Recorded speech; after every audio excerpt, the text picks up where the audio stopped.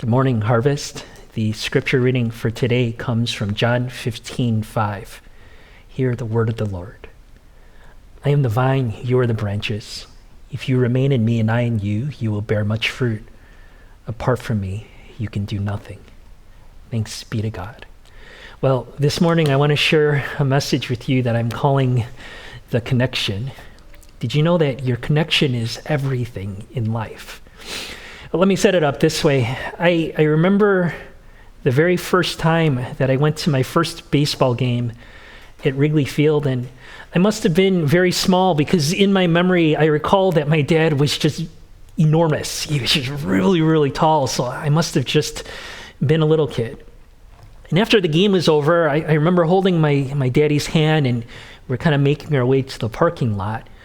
And for me, I remember that this was like the most exciting adventure. So you got to know that Wrigley Field is like the mecca of baseball. There's just so much history and tradition in that place. And if you're from Chicago, then Chicagoans know that the Cubs are this really big deal in that city. And so this was like this really exciting adventure. Just Wrigley Field, the sights, the sounds. How exciting. When I recall, we bumped into someone and I let go of my father's hand. And in that moment, everything changes. Stranger, stranger, stranger danger. I remember that just blaring in my ears over and over again. Stranger danger, stranger danger. And I started experiencing fight or flight. And I remember it was so interesting because everything was still the same. You know, it's still Wrigley Field, the same crowd, same sounds, same smells, same sights.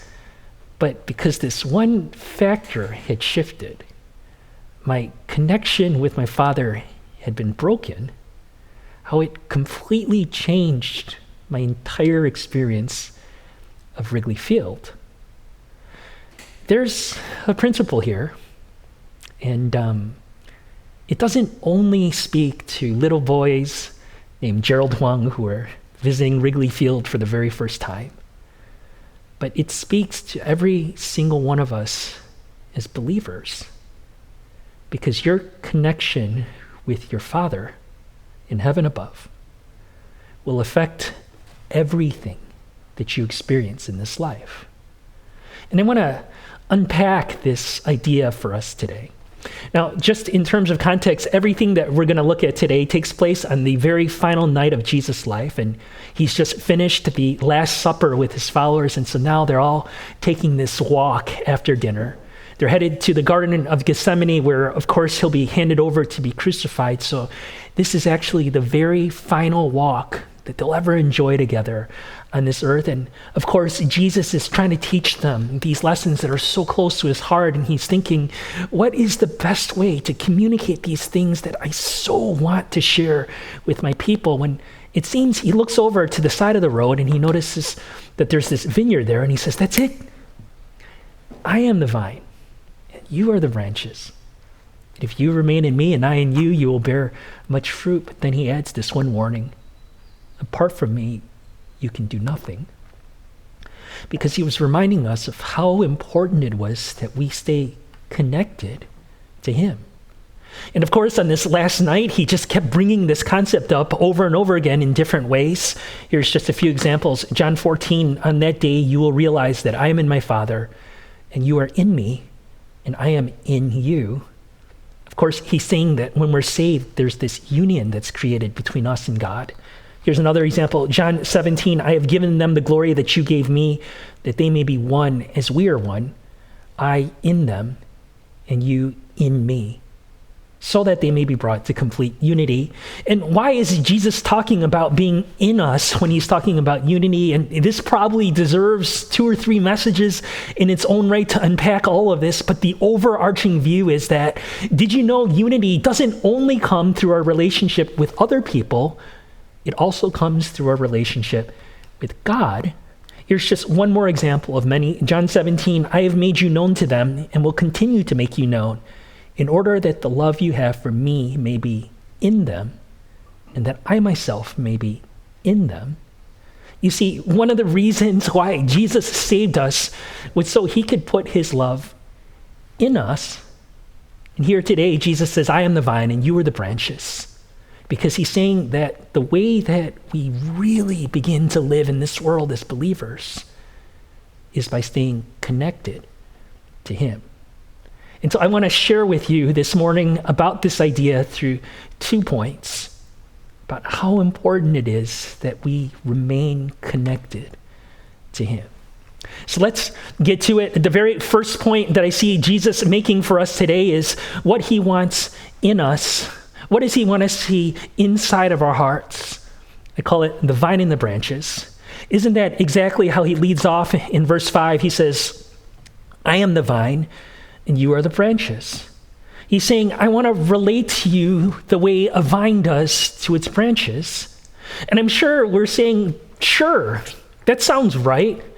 But what do you mean by that? It sounds kind of artsy, kind of esoteric. Obviously, we know that he doesn't mean that we're literally plants that are connected to some vine. So what do you mean by this? It's just so mysterious.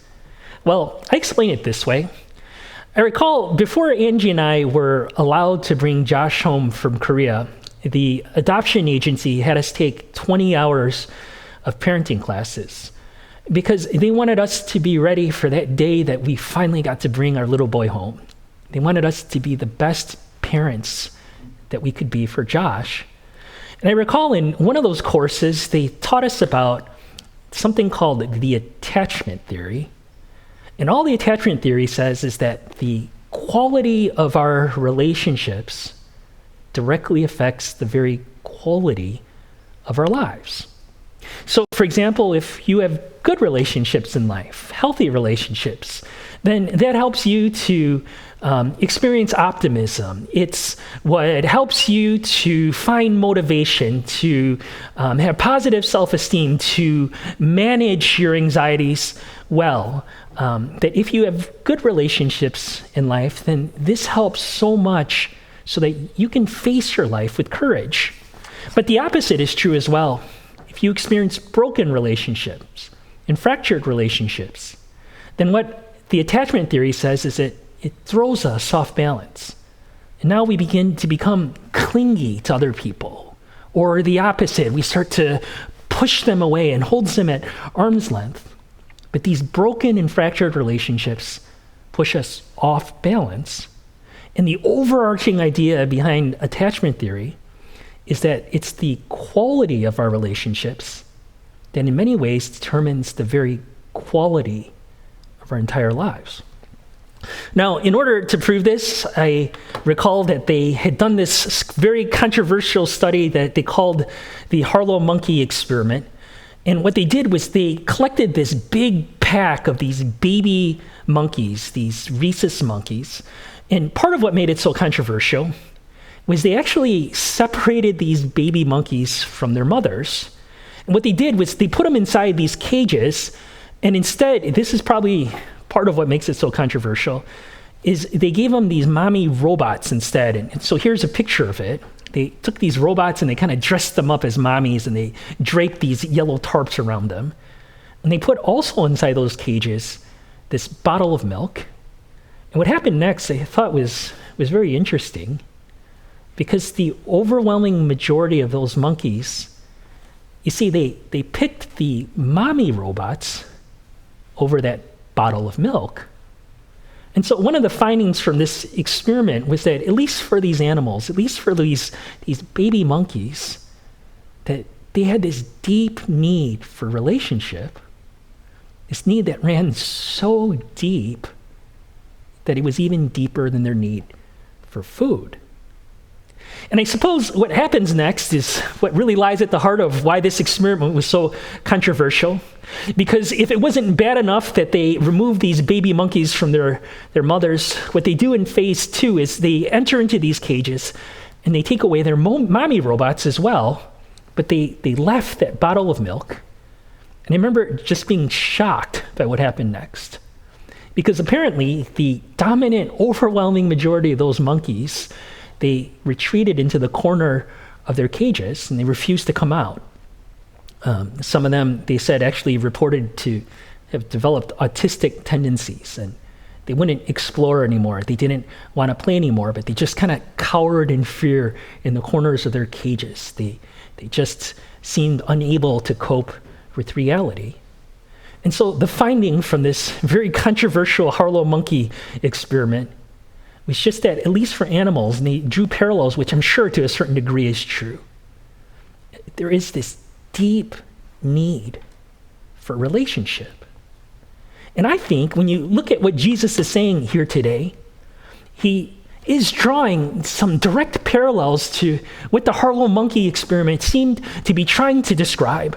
You see, at the very center of the entire human experience is this need for relationship. Now, it seems to me, outside of our faith, the next best thing is our relationships with people. They seem to answer us more quickly at times. They seem to be able to speak to us in human words at times. And so that's the next best thing. And I really buy into what the attachment theory is saying in this regard. It says that if everyone in this world had good relationships, then this world would be a better place. It seems about right to me that if we really had good relationships, healthy relationships, then this world really would be a better place. But see, here is where I disagree with the attachment theory. See, just life experience and the scriptures seem to tell me that they have a very low view of humanity and that there is no such thing as a perfect relationship. What if you have awesome relationships with your family, but you're born into a family that's racist? What would all those strong relationships do to you? Even for those of us who are married, as much as our marriage relationships just bring such joy and optimism and hope to our days, the reality of it, and this is a bit morbid, isn't it so true that the majority of us are probably not going to die at the exact same moment? But probably by definition, one of you will die before the other. And so regardless of how perfect and awesome and close our spousal relationships are, even our very marriage relationships, we have to admit, are limited. One day, death will steal away even our spousal relationships. What if you're born into this totally awesome family, but your parents get a divorce? They have irreconcilable differences. It happens all the time. There is no such thing as a perfect human relationship. There is no one in this world who will ever be able to understand us perfectly. You will never meet anyone in all of your days who can truthfully claim that they will always be there for you exactly the way you need them to be, especially when you need them most. There is no such thing as a perfect human relationship. But yet, what Jesus seems to be saying here today is there is a relationship that can lead to fruit that actually lasts in this world, our relationship with him. Because he says, if you remain in me and I in you, you will bear much fruit. Well, Jesus seems to be taking it a step further here, because when you look at the context of what he was actually saying, and not just this one verse on that final night, it seemed like he was saying several things. But one of the things that he seemed to be saying was that our connection with God isn't only critical for ourselves, but he seems to be also saying that we need to stay connected to God because it's the very hope for this world. Because on that night, it seemed that Jesus was casting a vision for this world. It seemed that Mariah Carey wasn't the only one who had a vision for love, but that Jesus had this vision that his love could help this world to change. John 13, by this everyone will know that you are my disciples if you love one another. That he promised that there was a way that we, you and I as believers, could love each other that would testify to him. John 15, my command is this: love each other as I have loved you. Of course, his vision for each of us as believers is that we would love each other the way God loved us. And when I think and I ponder upon this vision that Jesus had for us, but not only us, but everyone around us, it reminds me of how profoundly limited the attachment theory really is. Because it doesn't matter how great my relationship with my dad is, and it really is great, we're very close. It doesn't matter how awesome your friends are in your life, because we all know that no human relationship can produce a love that matches Jesus' vision for this world. Where in the world are we supposed to find this full supply of love where we can pour out love to someone that would heal their wounds and help them to genuinely change? How can we consistently love someone else in such a way that's so true and so right that it helps them to actually believe in God? Where are we ever supposed to find a love like that? And Jesus says it's not by my own strength, but by his. You know, obviously Jesus isn't talking about kumbaya love. Every one of us who are parents, we learn very early on that true love sometimes means tough love. Because we learn very early on that if we really love someone, then we have to be willing to have those tough conversations with people. These conversations that we know make people very uncomfortable. We learn very early on as parents that real love means sometimes we have to set boundaries because we can't afford to only look at who today, but we have to think about people's best interests for tomorrow, that who they'll later become in life. And so real love means that we have to be willing to set boundaries sometimes, even when other people don't like it.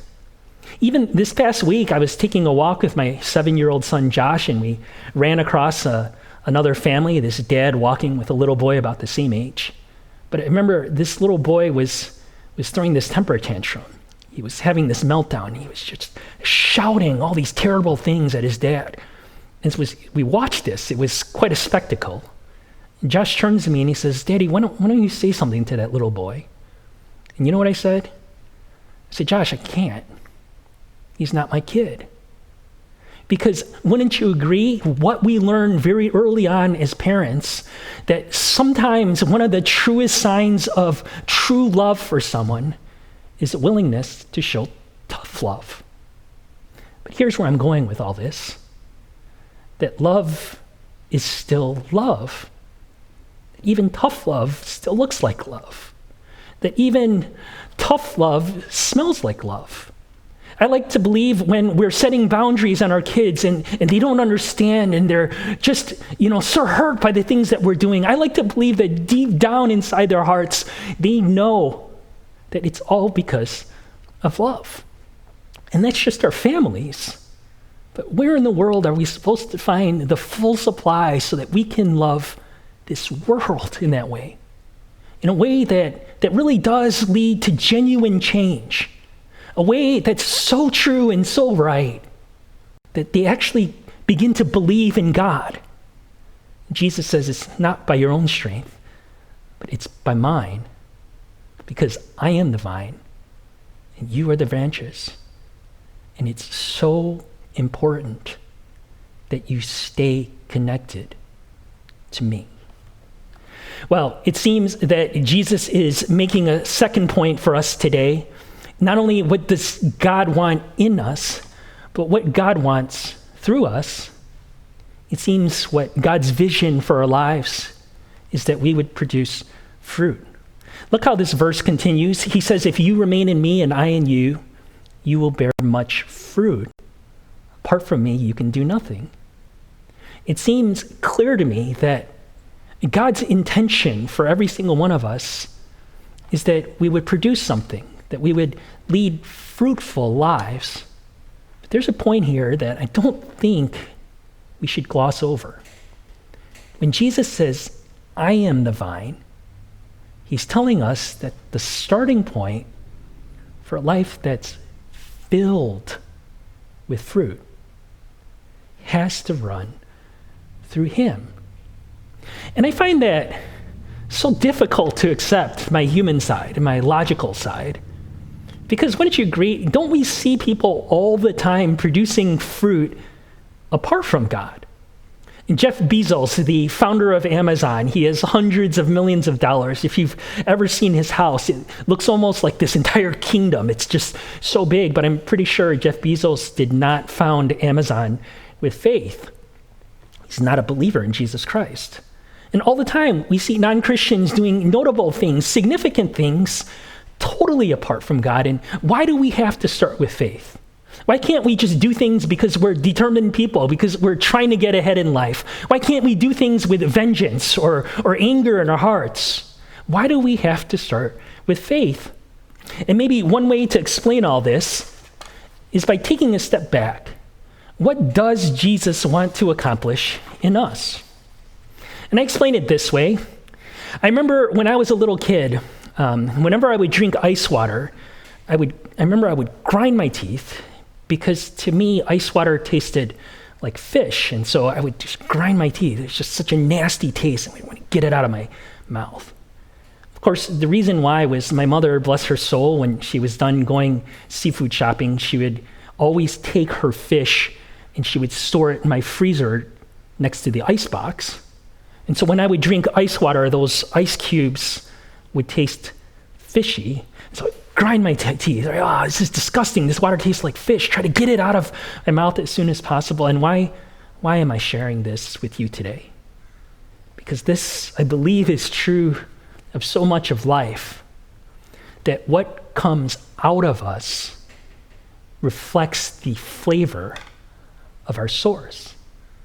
And so the reality is if what's really inside your heart is this love for God and you genuinely want to serve him, well, then when you run into the hundreds of decisions that all of us have to make every day, when you're confronted with that fork in the road, and now there's huge implications on your entire life, implications that could change the course of your entire destiny, and now I've got to choose between myself and other people, well, I believe that humans are entirely consistent beings because they tend to choose whatever is truly in their hearts.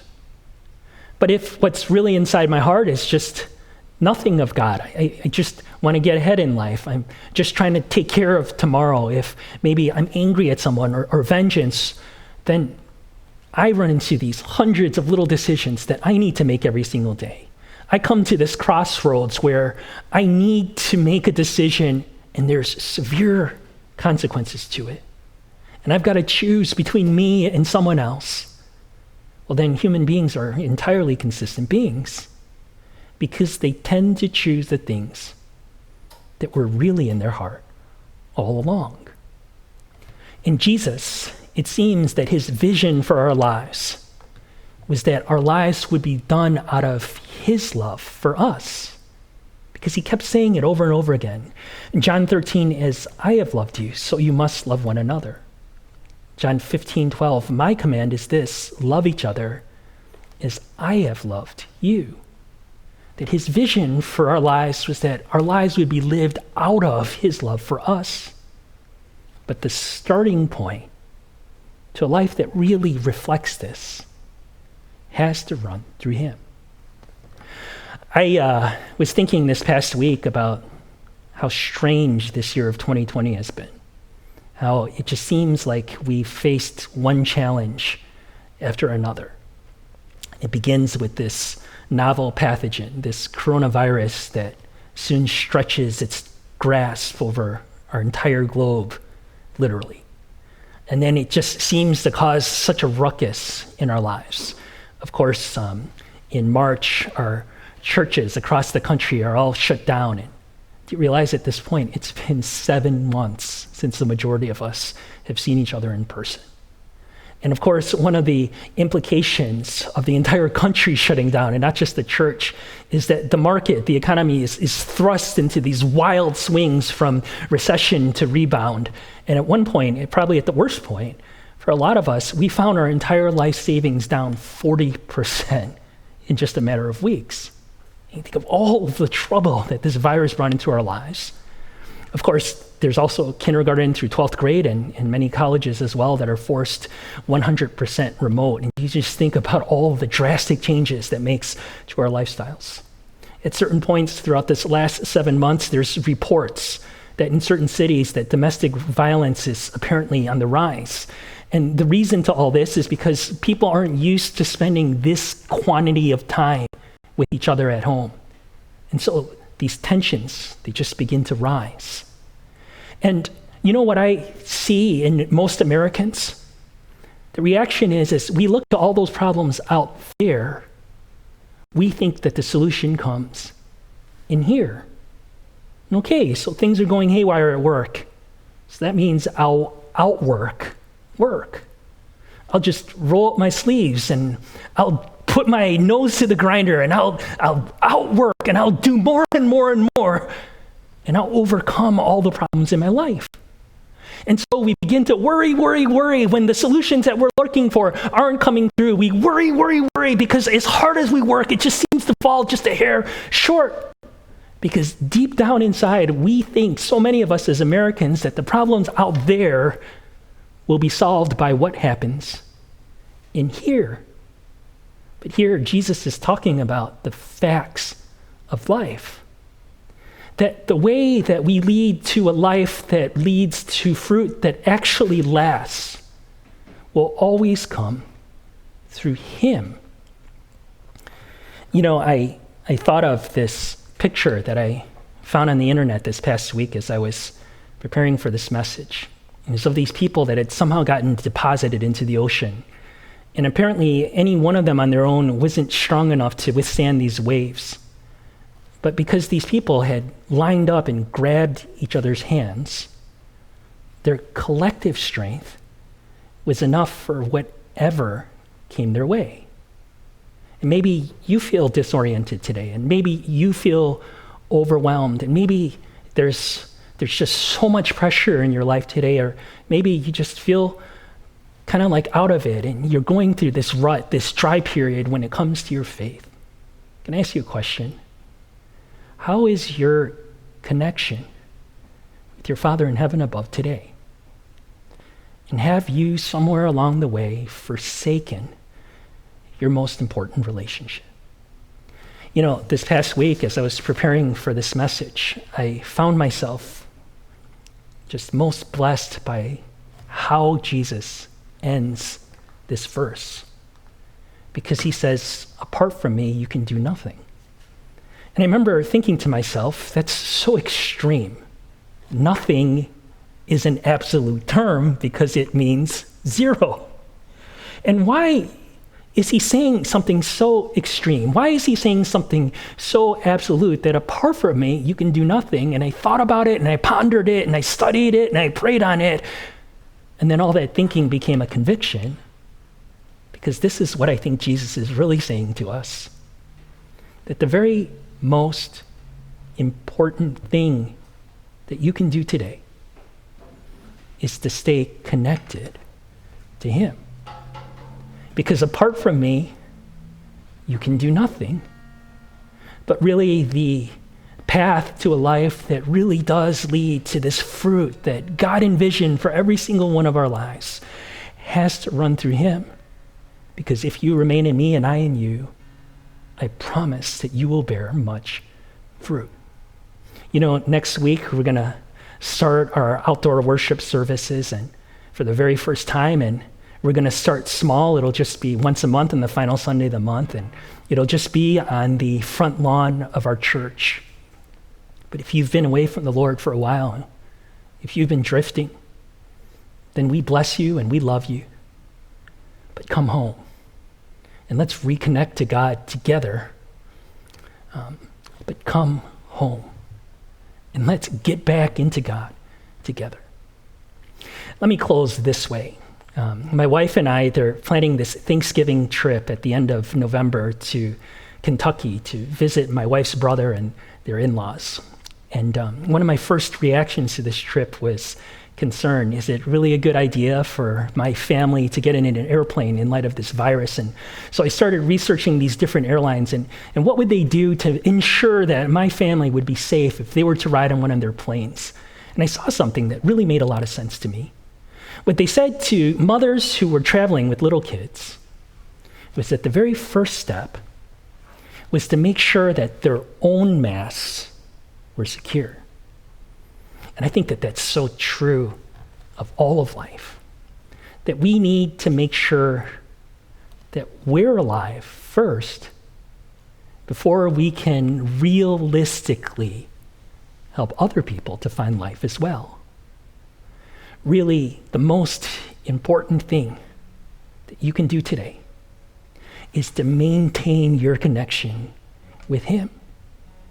Because apart from me, you can do nothing. But the roadway to a life that really leads to a life filled with fruit as God intended for you has to go through him. Because if you remain in me and I in you, then you will bear much fruit. Well, let's pray. Let's just bow our heads and spend a few moments in prayer as we close for today. And I just wanted to give you just a little bit of time to pray unto the Lord. I am the vine, Jesus says. You are the branches. Because Jesus was talking about the facts of life. And when our days in this world have come to an end, the only lives that will have lived in a way that actually mattered are the lives that came out of that connection. And on this Sunday morning, do you find yourself in a place in life where you need to reestablish your connection to him? And what kind of steps do you need to take to reestablish your connection with your Father in heaven above? Won't you just take a few moments to consider these things? I am the vine, and you are the branches. And I want to relate to you the way that a vine does to its branches. So if you remain in me and I in you, you will bear much fruit. But apart from me, you can do nothing. You should just take a few moments to consider these things and to pray.